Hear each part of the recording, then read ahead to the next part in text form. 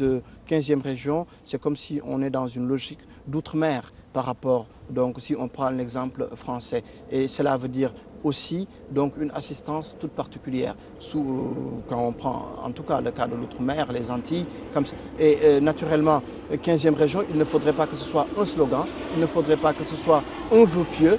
Les émigrés, ils ont envie de voir des choses concrètes. Nous avons l'expertise, nous attendons que l'État détermine des domaines industriels stratégiques et l'expertise que nous avons, que l'on vienne mettre ça à la disposition du pays. Parce que les émigrés ont ce capital-là. Il ne faut pas penser que tous les émigrés, ma foi, vendent 2-3 bracelets. Et même l'émigré qui vend 2-3 bracelets, cet émigré-là est un entrepreneur parce que c'est un émigré qui est parvenu à avoir un capital et il attend de l'État sénégalais qui l'aide à investir ce capital à l'intérieur du pays, à le fructifier pour que son cousin ou quelqu'un d'autre puisse travailler dedans et que ce rêve migratoire-là, à défaut de s'estomper en tout cas, puisse ne plus être la seule alternative pour notre jeunesse. On a constaté que de plus en plus l'extérieur devient hostile. La crise frappe les pays européens où il y a beaucoup d'immigrés.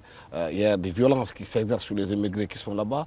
Est-ce que vous ne pensez pas qu'il est temps que les immigrés font, comme d'autres pays l'ont fait, un retour aux sources, de venir réinvestir dans notre pays et travailler parce que le monde n'est plus ce qu'il était avant?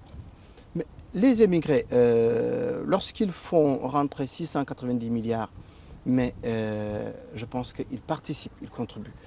Lorsque vous allez dans le port, vous allez voir un défilé, je pense, de conteneurs pendant toute la journée avec des émigrés. Donc il y a des émigrés qui rentrent, mais aussi il y a souvent des émigrés qui retournent quand même vers les pays européens. Pourquoi? Parce que tout simplement le projet de retour a échoué. Parce que tout simplement le projet de retour ce n'est pas qu'il n'a pas été bien préparé, mais parce qu'ils n'ont pas eu l'accompagnement nécessaire. Je l'ai dit, on ne s'improvise pas entrepreneur. On peut effectivement être dans une entreprise, être salarié en Italie, gagner de l'argent. Mais on ne peut pas revenir au Sénégal et penser qu'on va réussir comme ça. Ce n'est pas aussi simple que ça. Il faudrait que l'on organise des foires pour ces émigrés. Il faudrait que l'on organise des rencontres, des séminaires pour ces émigrés. Il faut leur dire quels sont les secteurs porteurs. Il faut mettre à leur disposition le web, des sites internet pour faire la promotion de leurs produits. Il faudrait une maîtrise totale du marché. Il faudrait que le bureau des statistiques, je pense qu'ils font leur travail, mais nous, ce que nous souhaitons, c'est un centre de collecte des données, une collecte dynamique, digitalisée et, ma foi, qui puisse aider les émigrés justement dans leur projet de retour. Les émigrés sénégalais, contrairement à d'autres émigrés, ont l'amour de ce pays. Vous allez rencontrer un Cubain, ma foi, s'il est à Miami, il ne pense peut-être plus à Cuba. Vous allez rencontrer un Afghan, lorsqu'il est à Londres, il ne pense plus du tout à Kaboul ou je ne sais quoi. Il n'y a qu'un Sénégalais qui peut faire 40 ans dans un pays, vous le trouvez chez lui, il va regarder la TFM, il va regarder une télé sénégalaise. Ça, c'est quelque chose, je ne sais pas, c'est quelle forme d'atavisme qui frappe les Sénégalais. De ce point de vue-là, après 40 ans là-bas, le Magal va arriver, il va penser qu'à une chose, aller au Magal, aller à son Gamou, aller à la Tabaski. Donc ces gens-là, ils aiment ce pays. Ce qu'ils ont, ils ont envie de l'investir pour ce pays. Ils ont envie d'être accompagnés par l'État sénégalais. Et nous aussi, nous avons envie d'accompagner l'État sénégalais. Nous avons l'expertise. Je viens d'évoquer au moins 3 choses sur lesquelles nous pourrons aider énormément l'État sénégalais. Je vais rajouter peut-être le 4e point, c'est-à-dire une maison des émigrés. Qu'est-ce que ça veut dire? Un lieu où on va fonctionner sur un système de fast track. L'émigré qui vient là, il n'a pas besoin d'aller faire le tour de la mairie, le tour du service d'urbanisme. Dans un seul service, il vient poser ses besoins et ce service-là, en rapport avec les administrations, lui apporte toutes les réponses dont il a besoin. Et je ne pense pas que les Sénégalais y verraient un privilège ou y verraient une faveur. Parce que quelqu'un qui contribue au développement de ce pays, qui participe à sa stabilité sociale, s'il n'a que 15 jours de vacances, s'il n'a qu'un mois de vacances dans le pays et qu'il a besoin d'un document administratif, je pense qu'en ce temps court, l'État sénégalais doit pouvoir mettre à sa disposition les moyens. Nous avons des zones d'immigration, nous avons la région du fleuve, nous avons la région de Diourbel, nous avons la région de Louga. Donc on peut avoir cette maison de l'émigré dans les différentes régions où il y a une forte immigration. Et je pense que tout le Sénégal y trouverait son compte. Et je pense aussi que ce rapport que nous avons avec l'administration, que nous estimons corrompu, et à juste raison, je pense que notre sentiment vis-à-vis de cette administration-là changera. De plus en plus, comme on a dit, en Europe, il y a une sorte d'hostilité, de violence qui s'exerce sur les immigrés qui sont là-bas. On a des mots de morts en Espagne et dans d'autres pays en Italie. Est-ce que vous pensez que le gouvernement a pris la mesure de la chose pour assister les Sénégalais qui sont là-bas? Alors, que ce soit les gouvernements précédents, que ce soit ce gouvernement-ci, j'ose le dire, ce à quoi les émigrés sont, ce qu'ils sont en droit d'attendre, ils ne l'ont pas encore vu. Ils ne l'ont pas encore vu. Nous voulons un État fort. Nous ne voulons pas de consuls qui viennent adhérer à la thèse des polices espagnoles ou italiennes. Nous ne voulons pas de consuls qui viennent adhérer à la thèse de la justice espagnole ou de la justice italienne. Nous voulons des consuls qui exigent des enquêtes rigoureuses. Je vais prendre le cas de ce jeune qui était décédé à Palma de Mallorca après une course-poursuite avec la police. Dans le pire des cas, ou dans le meilleur des cas pour la police espagnole, il y a là un homicide involontaire. Parce que s'il n'y avait pas eu la police à ses trousses, ce jeune-là ne se serait pas jeté à la mer, ne serait pas resté dans la mer et ne se serait pas noyé. Donc, c'est là où on attend où on attend nos consuls, pour qu'ils protègent nos populations, pour que les autorités des pays hôtes sentent que ces gens-là, ce ne sont pas des laissés pour compte, ils sont vraiment protégés par leurs États. Et il y a un exemple que je donne souvent et que je vais redonner aujourd'hui. C'est lors du premier anniversaire de la disparition de nos compatriotes qui ont été tués par ce néo-nazi en Italie. Donc le 13 décembre 2012, il y avait l'anniversaire de cette tragédie. Et lors des cérémonies, il y avait le deuxième secrétaire de l'ambassade du Sénégal en Italie qui était présent à Florence. Je ne lui, comment dirais-je, je ne nie pas son importance. C'est une autorité sénégalaise. Donc, sa place, c'était d'être là-bas. Mais on aurait voulu avoir l'ambassadeur. On aurait voulu avoir le ministre de la Culture qui nous avait été annoncé. Et lorsque le ministre du Tourisme, à l'époque de la Culture, du Tourisme et des Loisirs, a annoncé justement qu'il ne venait plus, les Italiens, qui avaient eux aussi annoncé la venue de ministres, ont retiré leur ministre de cette cérémonie-là. Et les Sénégalais se sont retrouvés, si je puis dire, orphelins. Et dans l'après-midi de ces cérémonies-là, le deuxième secrétaire de l'ambassade n'y était pas. Il ne restait plus du personnel politique et, si je puis dire gouvernemental sénégalais, que Damel Meïssa Fall. Et nos compatriotes ont été obligés de dire Damel Meïssa Fall, représentant de l'État sénégalais. Je ne fais pas partie du gouvernement sénégalais. Je fais partie de Macky 2012, je suis président de la commission diaspora, mais je ne suis pas du gouvernement, je ne fais pas partie du gouvernement. Et donc on aurait voulu que les Sénégalais, donc que nos autorités au plus haut niveau soient là-bas présentes. Parce que ce décès est survenu après quand même une chasse à l'homme. Ça ne s'est jamais produit dans l'histoire de l'immigration. Cette personne a quitté son domicile armée de pistolets et a chassé les Sénégalais à travers la ville. Je pense que c'était, pour notre ministre des Sénégal à l'extérieur, c'était un rendez-vous avec la communauté émigrée, mais notre ministre n'a pas ressenti peut-être le besoin de prendre date avec les émigrés. En tout cas, Damel Meïssa Fall, pour être cohérent par rapport à ce que Sounina Tanguéré défend, en tout cas, était à cette cérémonie, à partager la douleur de nos compatriotes et à apporter son soutien à nos compatriotes. Les Sénégalais font beaucoup d'efforts à l'extérieur. Les immigrés sont d'un apport important pour le pays, on l'a dit. Mais est-ce qu'aussi, quand on va chez quelqu'un à l'extérieur, on ne doit pas respecter les règles de ce pays-là? Alors, ce que je pourrais vous dire, M. Diop, c'est que les règles sont respectées. L'exemple que j'ai... Il y a des immigrés qui vont dans des pays où par exemple, le marchand ambulant est interdit, ou bien ils sont sans papier. Je suis tout à fait d'accord avec vous, mais tenez-vous bien qu'à l'impossible, il n'est tenu. Même l'intelligence nous ordonne d'aller chercher les moyens de subsistance là où on estime qu'ils sont. C'est aussi simple que ça. Moi, Damel Maïsefal, j'estime que ce que je recherche dans ma vie, je ne l'ai pas dans mon pays, je vais le chercher ailleurs. Cela peut impliquer naturellement de transgresser certaines règles. Et si cela implique cela, peut-être bien que, comme tout un chacun, je pourrais les transgresser. Parce que la transgression, ce n'est pas qu'à l'étranger qu'on transgresse. À l'intérieur du pays, on transgresse. Les gens qui viennent au Sénégal aussi transgressent. Donc, de ce point de vue-là, je ne voudrais pas que l'on jette l'anathème sur nos... non, pas d'anathème. Si on décide aujourd'hui, comme vous l'avez dit, de respecter la loi, comme au Sénégal, vous dénoncez la corruption, quand on va dans notre pays aussi, il y a des règles qui ont été établies, on est en droit de demander aussi aux gens qui réclament des devoirs de respecter leurs droits. Alors, je vais vous donner un exemple. Être marchand ambulant, ce n'est le soin d'aucun Sénégalais. Mais, quand on est marchand ambulant, l'État italien nous invite à formaliser notre activité et donc à verser des cotisations sociales. Mais vous voyez que celui qui a formalisé son activité et qui verse des cotisations sociales, lorsqu'il décide de rentrer au Sénégal, eh bien ces cotisations sociales-là, il les perd. Il les perd tout simplement. Alors comment pouvez-vous inciter donc, le marchand ambulant à formaliser son activité?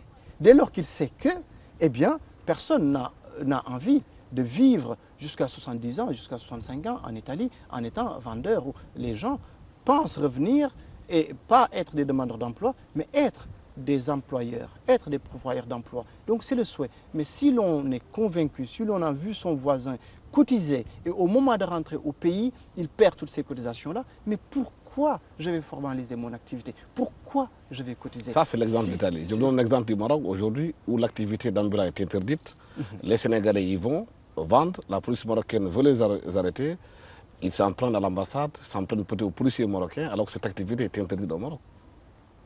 Alors, comme je vous disais tantôt, je ne veux pas... c'est des faits, c'est des faits. Je ne veux pas être celui qui soutient l'illégalité. Je suis pour la légalité. Mais comme je vous dis, à l'impossible il n'est tenu. On n'a qu'à créer les conditions pour que notre jeunesse voit son avenir dans ce pays. Il faudrait créer des perspectives pour que cette jeunesse reste ici, naisse, soit éduquée, grandisse et réussisse dans ce pays. Parce qu'il y va aussi de l'image du Sénégal à travers le monde. Parce qu'à travers toutes ces activités, quelquefois notre image est écornée. Ce n'est pas ce que nous souhaitons. Mais ce n'est pas Damel Maïsefal qui va venir dire à la jeunesse sénégalaise ce que vous faites est normal, n'est pas normal. L'intelligence nous ordonne d'aller chercher les ressources nécessaires à notre subsistance là où nous estimons qu'elles se trouvent. Mais j'aurais souhaité, et je travaillerai toujours dans ce sens-là, pour que la jeunesse sénégalaise puisse réussir au Sénégal. Les gens parlent de plus en plus d'un probable report des locales parce qu'il y a la réforme des institutions qui est mise en place, qui peut prendre du temps. Les gens parlent aussi de l'acte 4 de la décentralisation, où on parle de la communalisation même des collectivités locales. Est-ce que vous êtes pour le report des locales ou pas? Nous ne sommes pas forcément pour un report, nous sommes pour le respect du calendrier républicain. Ceci étant dit, il est souhaitable que certaines réformes soient faites avant ces locales. Est-ce que le calendrier le permettra? Je ne sais pas. Je ne suis pas dans le secret de l'administration, mais il est clair que concernant le cumul des mandats, on voudrait avoir un texte clair, en temps et en heure, qui puisse effectivement clarifier le jeu. Qu'un directeur général ne puisse pas se retrouver maire. Parce que nous avons vécu l'expérience ici. Non seulement il y a beaucoup de compétences dans ce pays, donc il faut permettre à toutes les compétences de s'exprimer et qu'il n'y ait pas une minorité qui concentre tous les pouvoirs. Donc autrement, on va se retrouver avec un directeur général sous prétexte parce qu'il convoite une mairie, il va prendre peut-être l'argent public et bien investir ça. Vous êtes contre le cumul des mandats, c'est ça? Absolument. Nous sommes contre le cumul des mandats. On voudrait aussi qu'il y ait un texte clair par rapport à la nomination du maire. Que celui qui est tête de liste, que celui-là puisse être tout simplement le maire.